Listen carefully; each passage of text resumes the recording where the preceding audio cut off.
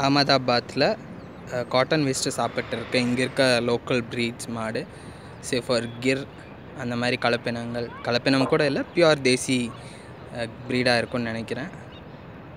Buffalo பார்த்திங்கன்னா தெரியும், இந்த கிளைமேட் 40 டிகிரி டெம்பரேச்சர்லேயும் நல்லா வித்ஸ்டாண்ட் ஆகி இருக்குது இங்கே. பட் இங்கே வந்துட்டு மாடு விலை வந்துட்டு கொஞ்சம் சீப் தான். நம்ம ஊருக்கு வரும்போது இதே மாடு இங்கேருந்து அங்கே ட்ரான்ஸ்ஃபர் பண்ணும்போது தான் விலை ஜாஸ்தியாக வருது. ஸோ இந்த மாதிரி ப்ரீடை வந்து அங்கே டெவலப் பண்ணினா நல்ல ஒரு ஈல்டு இருக்கும்.